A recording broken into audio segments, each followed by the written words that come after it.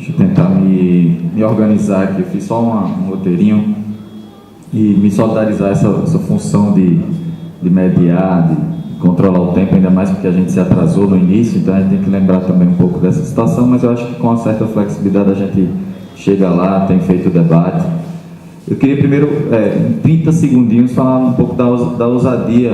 Sou o professor Hugo Bellarmino, sou professor do curso de Direito de Santa Rita, também sou advogado, enfim, não posso retirar esse meu viés do papel do direito que me incumbe, e eu vou falar um pouco sobre isso no final, mas primeiro falar da ousadia do observatório ou do lançamento, muito mais pelo fato de nós não estarmos num evento que se pretende direcionado para um público que já debate, por exemplo, alguns temas de direitos humanos ou de democratização da mídia, etc.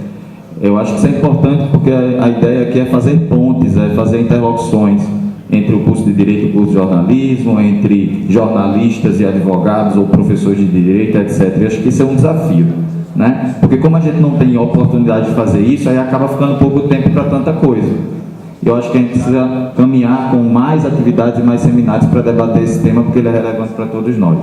Nesse sentido, eu queria fazer uma pergunta bem objetiva, e até simbólico que eu esteja aqui hoje com essa camisa vermelha, porque pode ser que essa minha camisa vermelha me coloque numa posição extremamente complicada em algum outro lugar.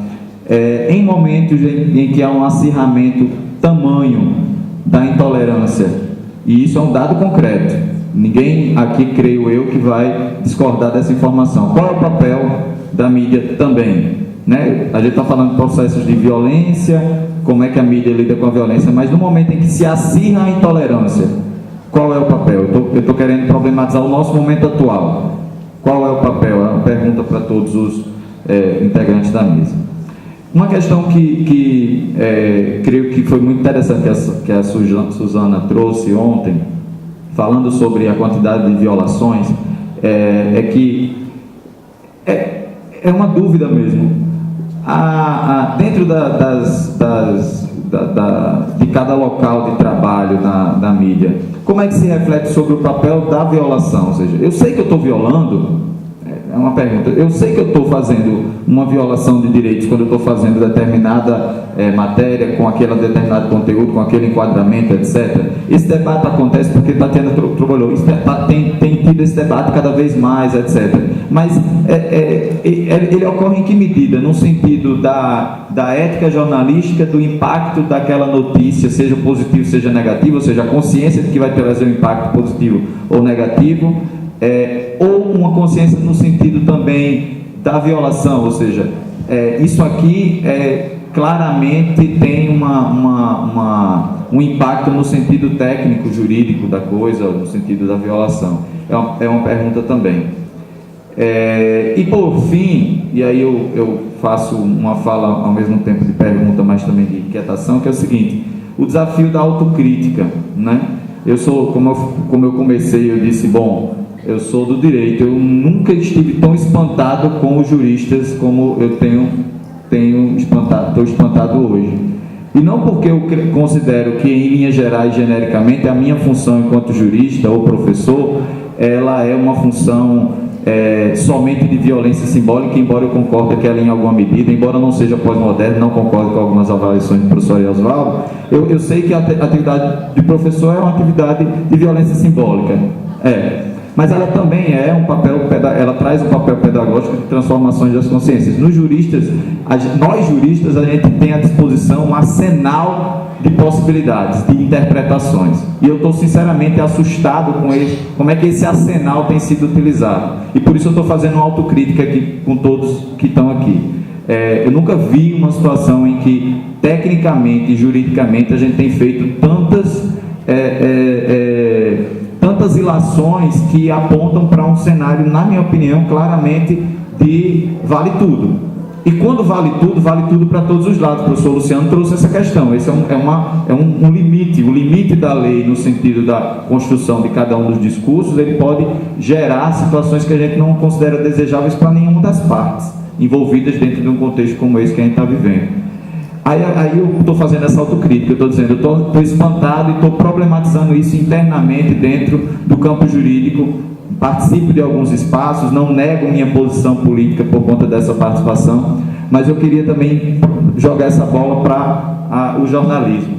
Na medida em que a gente está discutindo um observatório dessa natureza e tentando abrir essas pontes que eu falei no início, isso significa ou aponta que sem essas pontes e sem essa autocrítica a gente não consegue avançar. Como é que a gente pode refletir sobre isso dentro lá do local de trabalho, num evento como esse, na academia, mas sobretudo fora dela, ou seja, aqui a gente está num espaço também ainda privilegiado, né? É um público pequeno, somos pessoas geralmente com um público que tem um nível intelectual, mas como é que isso se espraia? Como é que essa autocrítica que eu estou fazendo aqui consegue chegar na população e como é que a autocrítica feita pelos canais de jornalismo, no sentido da problematização desse desafio da violência, pode chegar também mais lá? Será que é com matérias? É produzindo conteúdo sobre isso? Será que é através da internet, aquilo que a gente hoje não consegue fazer na mídia tradicional, vou chamar assim, e fazer isso através dos canais mais horizontalizados? Enfim, eu acho que é um processo de desafio que me coloca hoje numa preocupação muito grande para saber se a gente vai conseguir avançar, e esse avanço tem que ser com todo mundo, não pode ser só com uma das partes. Muito obrigado. Bom dia, boa tarde. Meu nome é Ana Paula, sou estudante do curso de Serviço Social desta universidade. Primeiramente, eu gostaria de agradecer e de parabenizar a organização do evento, foi incrível. E minha pergunta, colocação, dirige-se à fala do professor Oswaldo. Primeiramente, parabenizá-lo, foi uma fala brilhante e que acrescentou muito. E eu gostaria que ele, devido ao tempo, eu acredito que não vai ter tanto tempo, eu gostaria que ele explanasse acerca melhor do mito da separação entre poder e violência e indicasse referências acerca desse mito e colocar uma experiência empírica. Eu sou estagiária de um presídio aqui na cidade de João Pessoa e, de fato, eu vivo isso na prática. A violência é uma forma de exercer poder, e, inclusive naquele espaço, naquela instituição total. E eu achei brilhante quando ele colocou esse mito, que de fato é um mito, pelo menos na empiria é o que eu estou vendo, porque eles são intrínsecos. E é isso, eu agradeço.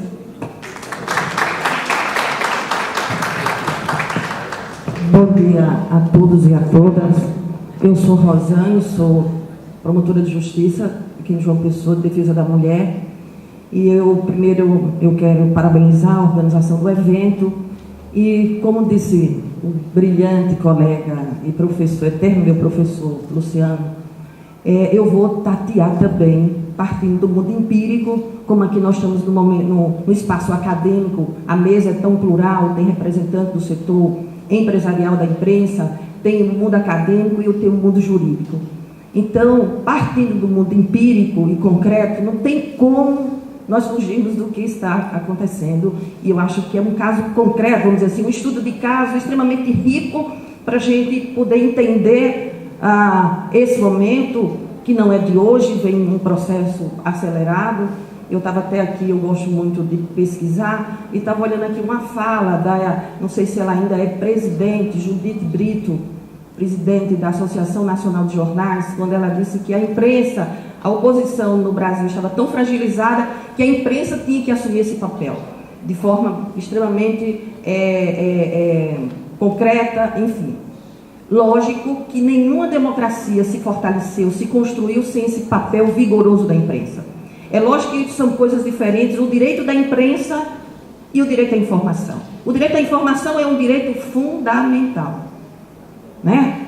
E aí, partindo desse princípio do que nós estamos vivendo hoje, quando se fala de qualquer possibilidade de regulamentação da imprensa ou do segmento, a Constituição, vamos lembrar, no seu artigo 220, 21, alguma coisa, diz que uma lei complementar irá criar um marco regulatório onde estabelece dois valores estruturantes: o respeito à ética e à família.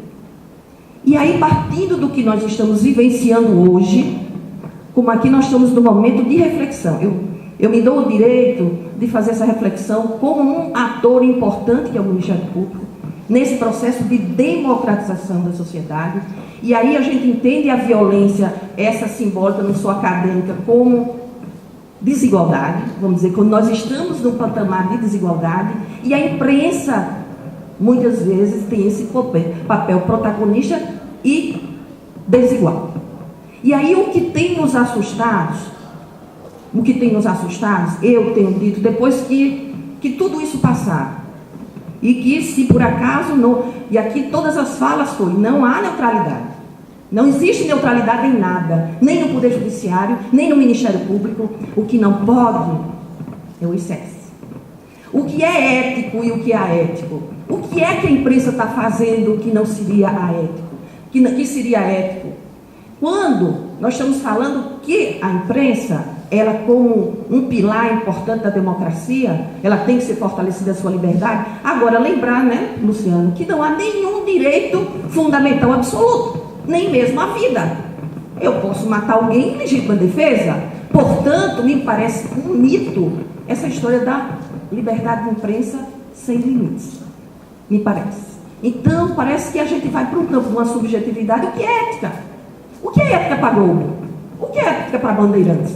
O que é ética para outro segmento? O jornal, lembra aí que eu nem lembro tudo. Folha de São Paulo, e por aí vai. A revista Veja, a revista Época. Então é muito sério tudo isso que nós estamos passando. Às vezes a gente passou aqui uma discussão assim muito en passant, e eu sou muito provocativa. E me preocupo muito com o futuro do meu país.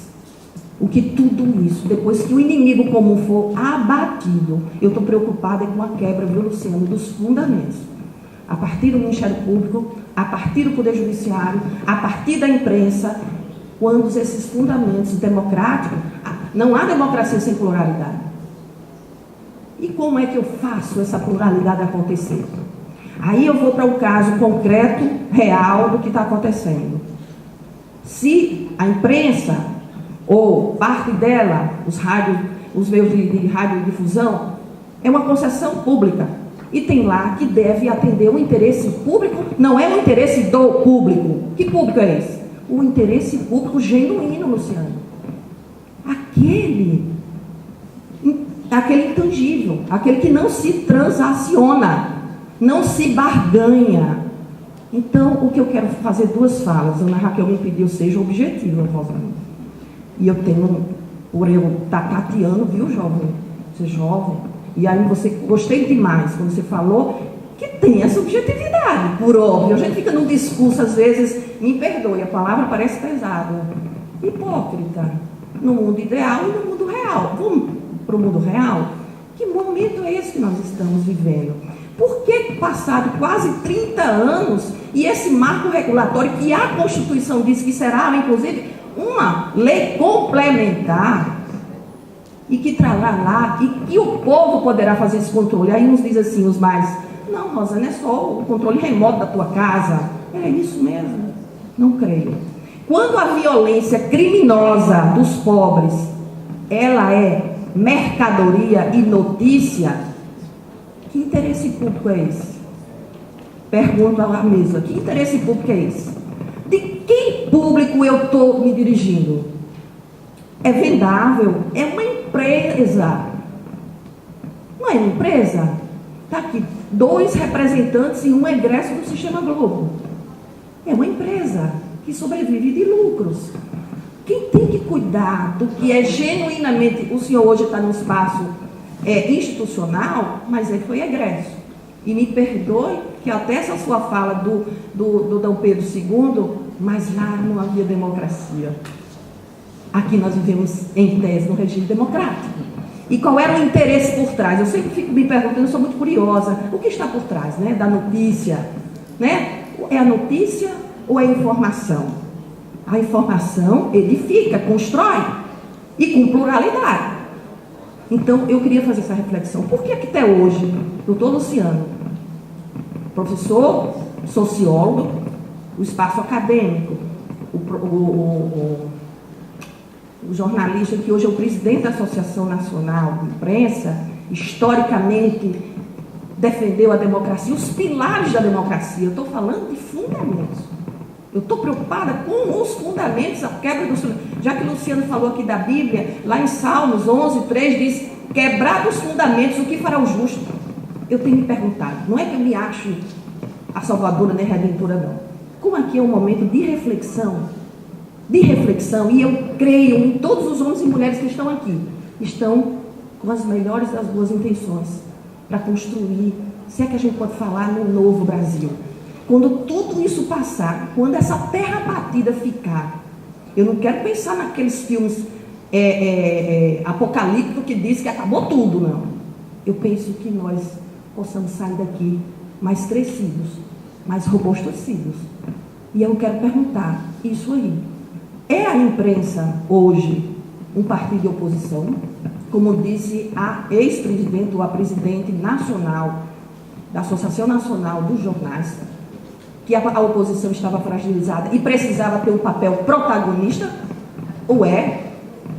E por que até hoje não se tem o marco regulatório que a Constituição diz que deve os serviços de radiodifusão, por ser uma concessão do serviço público, primar, como o Luciano falou aqui, em última instância, tem que buscar o respeito à dignidade da pessoa humana. Está sim respeitando esse princípio da dignidade humana? Estamos mesmo respeitando o princípio da ética? Estamos mesmo respeitando o princípio da família? Eu faço essa provocação no sentido da construção, para que quando saiamos aqui, esse país daqui a 2 anos, daqui a 3 anos, daqui a 10 anos, nós realmente tenhamos tirado lições que nos fez tornar uma democracia mais robusta, não tão fragmentada, não tão... Eu tenho 56 anos e pensei que eu estava passando, quando eu vejo minhas ex-empregadas domésticas, que 2 delas que não são mais empregadas domésticas, 3 garçons, que eu frequento demais o seu restaurante, e fruto de políticas públicas, eu me alegro por ver inclusão social. Não pense aqui, como disse o professor que me antecedeu, porque eu sou de vermelho, que não posso ser confundido. Eu estou no Ministério Público da Paraíba há 25 anos, sou promotora de defesa da mulher em situação de violência doméstica e posso entender esses meandros da complexidade do que é a violência. Muito mais do que isso, né? É um fenômeno complexo, multicausal, que você não pode imaginar como esses dogmas de que o homem é mais do que a mulher. Então, eu quero fazer essa reflexão sincera, mas é sincera, de quem tem preocupação e por dever institucional deve ter esse respeito pelos direitos fundamentais da dignidade da pessoa humana, da ética, com responsabilidade. Porque na hora em que vaza uma fala da presidência da República, é a instituição presidência, não é a pessoa física da Dilma Rousseff. Que filtros foram feitos pelo aquele primeiro protagonista do Poder Judiciário? Que aí eu entendi, porque quando chega na imprensa, é uma boa notícia, vai impactar.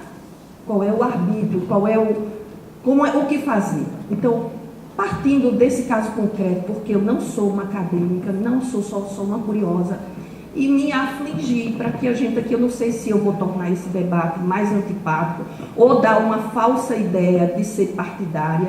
Não, quem me conhece há 25 anos sabe que eu sou esta aqui, provocadora. E me desculpe essa intervenção, e nesse sentido, assim, me deliciei com as tuas colocações.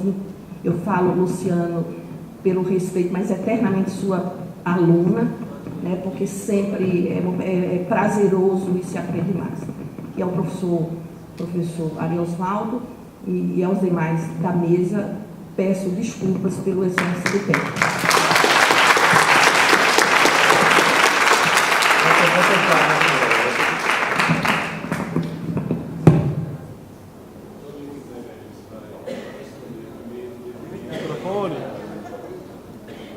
Domingos Meirelles vai responder primeiro, devido à questão do horário. Ele tem um voo marcado e, respondendo, ele já vai direto para o aeroporto.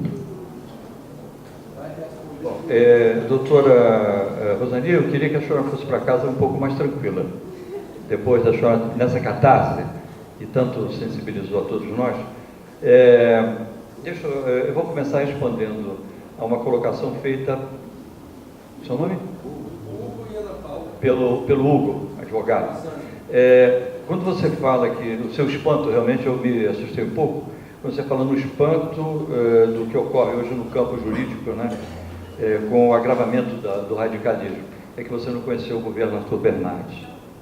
Se você tivesse conhecido o governo Arthur Bernardes, você vê que o que está acontecendo hoje é café pequeno. Né? É só um detalhe. E eu vivi como jornalista, aliás, na verdade, eu entrei na profissão por causa do golpe de 64. Eu me criei e me forjei como profissional exatamente enfrentando a ditadura. Então, o que eu queria te colocar é o seguinte: não há nada de novo sob o sol. Essas questões que foram colocadas aqui, elas são do passado, né? E quando a senhora se refere a Dom Pedro II, ele era um democrata, apesar de ser um imperador. Por incrível que pareça, ele era um homem extremamente liberal. E tem um historiador chamado José Honório Rodrigues, dizendo que ele caiu porque ele era um democrata e abdicou de usar as vestes imperiais e se apresentava em público de paletó e gravata.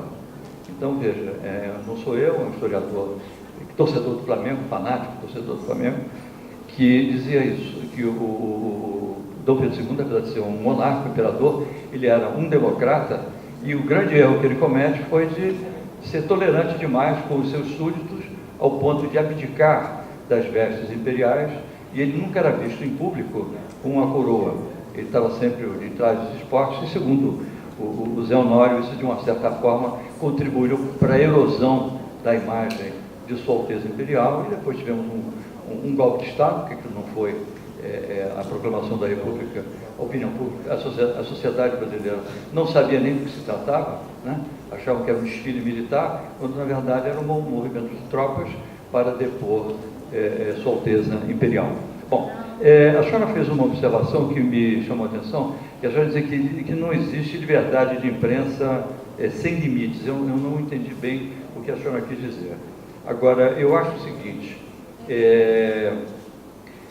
realmente há um grande equívoco quando se atribui à imprensa um poder. É o quarto poder. Ela não é o quarto poder, ela faz parte do poder. A imprensa, na verdade, é a extensão do poder maior. Ela faz parte da crosta de interesses que gravita em torno do poder. Então, na verdade, a imprensa não é um condor, né? É uma ave muito comum ali nos Andes. Eu vou muito à Bolívia, ao Peru. É realmente um pássaro imponente. Ele realmente, quando aquele voo dele é uma coisa, uma majestade, né? A imprensa não é o quarto poder, ela faz parte dessa crosta. E cabe a nós tentar entender qual é o papel da imprensa nesse momento conturbado que o país vive. Ela está defendendo que tipos de interesse? E eu digo, e o próprio governo está defendendo também que tipos de interesse?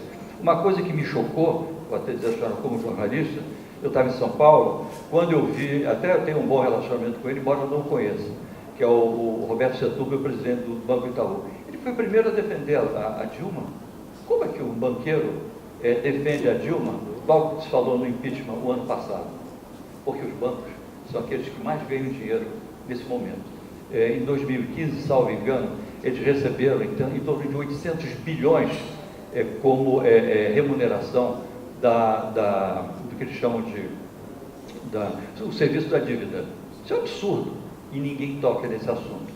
Eu tenho uma visão muito crítica em relação ao atual governo, apesar de ter votado no PT em 2 governos, mas eu acho que o PT realmente perdeu o norte, ou como diria um amigo meu, ele não conseguiu mais enxergar o sendero luminoso, o caminho de luz, e acho até, desculpe a franqueza, que a gente chegou a essa situação de intolerância política, de uma certa forma, não estimulada pela imprensa, mas estimulada pelo próprio PT, que foi um discurso defensivo na tentativa como se diz, de utilizar como álibi todas as grandes conquistas das quais ele é merecedor e que a história vai reconhecer na posteridade.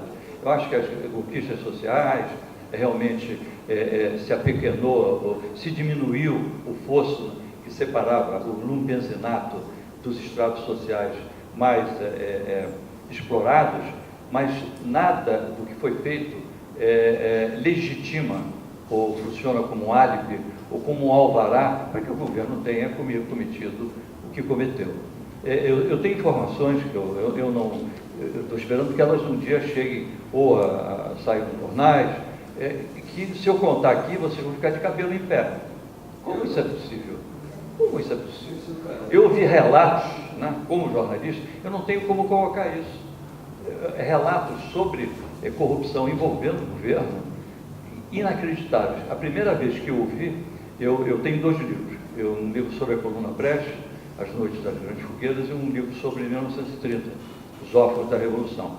São 2 livros premiados, eu ganhei o prêmio Jabuti, um como melhor reportagem e o outro na área de ciências humanas, competindo inclusive, desculpe, com a Marilena Chauí, Roberto Romano, grandes figuras do mundo acadêmico. Bom, então, numa feira de livros, em Palmas, tinha muita gente, foi uma coisa que muito me sensibilizou.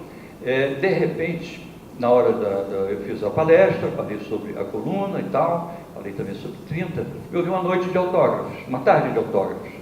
A senhora não queira saber a confusão que se formou, e um cavaleiro baixinho, um sujeito baixinho, é a primeira vez que eu coloco isso em público, um sujeito baixinho, de terno, ele disse: olha, eu sou o chefe de segurança da feira, o senhor quer que eu coloque o pessoal para arrumar aqui? Eu disse: pô, me faça essa gentileza, porque isso aqui não vai terminar bem. Era uma grande... Os organizadores da feira, a editora, o dono da livraria, se perderam, era o caos. Bom, chegaram lá os seguranças, arrumaram, foi tudo muito bem, e ele volta à noite. Era por volta de 9 da noite, ele diz assim: o senhor gostou do serviço? Pô, ele disse: agradeci, o senhor foi muito gentil, generoso. Se não fosse aquela sua intervenção, eu não sei como é que onde nós teríamos chegado e tal. E aí ele diz para mim, eu acho que eu contei só para a Suzana isso no carro, diz assim: sim, eu sou segurança do Lulinha. Eu disse: como segurança do Lulinha? Ele disse: eu tenho uma empresa de segurança que presta serviço só ao Lulinha. Eu disse: olha, senhor, desculpa, mas o Lulinha é filho do presidente da República e ele tem direito à segurança da Polícia Federal. Eu disse: não, é que eu faço a segurança das fazendas e das carretas de gado. Eu disse: como assim? Ele disse: não, eu vou explicar para o senhor. A Polícia Federal não entra nos leilões, porque é dinheiro vivo, mala de dinheiro, ele compra o gado com dinheiro vivo. É a primeira vez que eu conto isso, não sei se eu vou provocar um estrago na consciência, se a doutora Rosani vai para casa mais atormentada ou não, mas ele disse: mas como assim? Ele disse: não, pelo seguinte, os fazendeiros o odeiam aqui em Tocantins, então eu tenho que proteger o Lulinha, até porque faz parte do nosso contrato, ele participa do leilão e depois eu vou escoltando as carretas de gado. Ele disse: desculpa, mas eu vejo tanta carreta de gado aí, por que escoltar? Cada carreta daquela é um carro forte. De como um carro forte? Não, porque cada cabeça tem 300 mil, é gado nobre. Então uma carreta daquelas, ele dizendo, vale 1,5 milhão, 2 milhões. Bom, esse relato, ele fundiu a minha cabeça. Eu fui para o hotel, eu ouvi, eu não fiz nenhuma pergunta. Eu só fiz uma pergunta, eu perguntei: onde estão as fazendas? Ele disse: aqui, o senhor conhece Porto Nacional? Eu conheço. O senhor conhece Araguaína? Eu conheço. Conhece Dourado dos Carajás? Eu conheço. Pois está tudo espalhado por ali. Bom, ele não falou mal do governo, não falou mal do Lulinha, ele era apenas um homem ingênuo. Ele era um sargento reformado da Polícia Militar de Goiás, que resolveu abrir um negocinho ali no estádio de Tocantins, e que me fez esse relato, e eu não procurei fazer nenhuma investigação sobre as fazendas. Eu sei que elas existem, e sei quais são os parceiros dele. Até agora ninguém tocou no assunto. Não sou eu também que vou, a essa altura do campeonato, riscar um fósforo e tentar incendiar mais o cenário político. Mas é só para dizer à senhora que a imprensa, ela tem como é que eu vou dizer, não é um convento.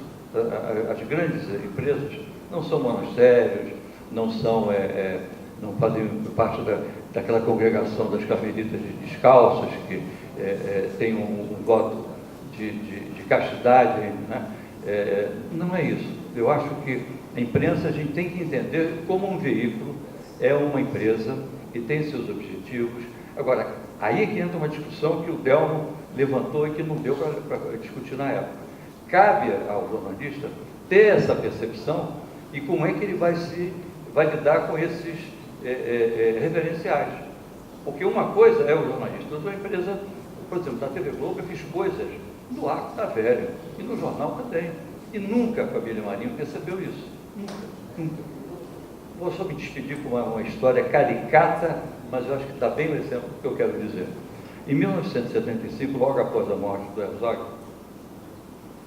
teve um general que saiu da comunidade de informações e ele precisava ser promovido. Ele era general de divisão e para ser promovido a general de brigada ele precisava assumir o comando de uma tropa. Então ele sai da comunidade de informações de Brasília e assume o comando da PM no Rio de Janeiro. E aí a chefia de reportagem me disse: olha, domingo vai entrevistar o general Fiuza, agora vai manso, porque o homem é amigo aí do Dr. Roberto. Eu disse: não, tudo bem. Eu disse: mas qual é a pauta? E quando eu vi a pauta, eu não acreditei. Guardei a pauta, não falei nada. Quando eu entro no gabinete do comando da Polícia Militar, estava lá o general, né, o me olhou e tal, eu sentei e começamos a conversar. E eu disse: general, pela pauta, fiquei muito encantado com a sua coragem, né, de ir no encontramento do pensamento jurídico tradicional. E qual era a pauta? O general Adir Fiuza de Castro tinha convencido o doutor Roberto, alguém da redação, de que era importante que ele falasse sobre uma mudança que estava sendo discutida no Código Penal, de introduzir determinados tipos de, não vamos dizer castigos físicos, mas de obrigar o preso a não ficar só na vida de ócio. Ele tinha que trabalhar e, segundo o general, tinha que levar porrada. Olha só, quando ele falou isso, general, eu estou encantado com a sua coragem. E eu dei corda nele. Ele produziu uma peça ali, nós produzimos a 4 mãos, um horror. Ele dizia, enfoca, dizia assim, esfola. Aí ele, pá. No final, eu sabia o que eu tinha feito. Eu disse: general, eu queria que o senhor lesse o texto, o senhor concorda? Eu disse: não, eu ditei para você. Ele leu o texto.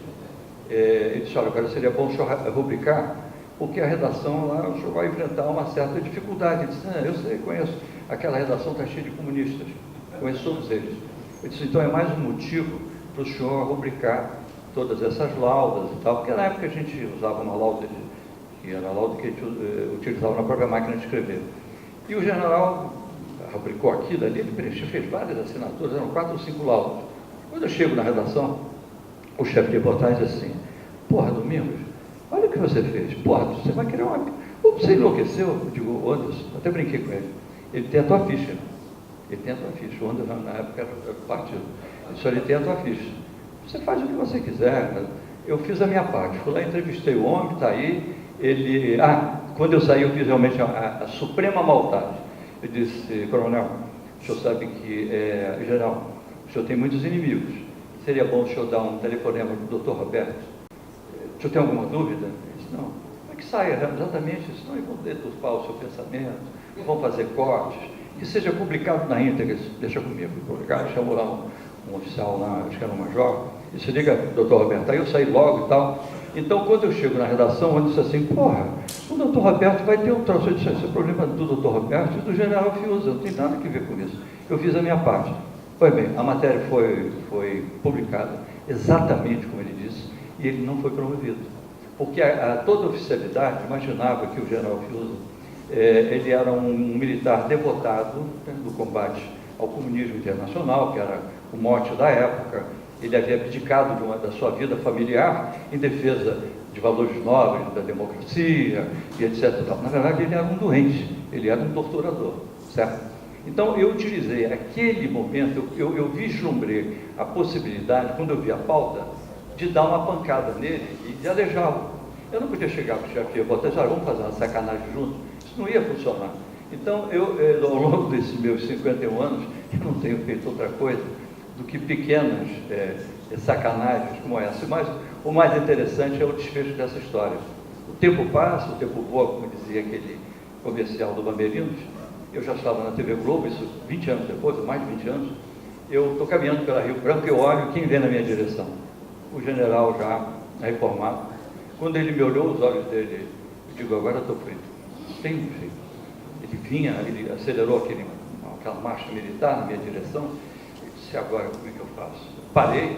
Eu disse: bom, vou atravessar a rua, mas o trânsito, vou morrer atropelado, porque não dava para fugir como um trovadinha, não tinha... Eu disse, bom, eu vou dar uma de Titanic, vou bater com o costado de lado, nós desse iceberg.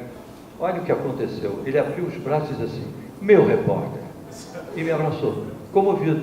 Até hoje eu não sei se uma sensação que eu tive aqui era uma lágrima dele, ou se era um daqueles pingos de ar-condicionado que caem ali na Avenida Rio Branco. Tem vários aparelhos de ar-condicionado. Foi uma coisa, eu não emiti um som. E ele ficou falando, só nunca encontrei um repórter que tivesse reproduzido com fidelidade o meu pensamento. É uma corja, é não sei o quê. Eu não emiti um som. O que eu vou dizer para ele? Quando ele afrouxou as garras, eu vi que o sinal abriu, eu atravessei e nunca mais o vi. Esse é um exemplo meio caricato, mas ele reproduz com fidelidade o que tem sido a minha vida como jornalista. A bola quicou, eu vejo, avalio e eu chuto. Eu vou ver depois o que vai acontecer. Então, talvez hoje os jovens não tenham mais essa determinação. Eu sou fruto de uma outra geração que está praticamente extinta, não existe mais, né?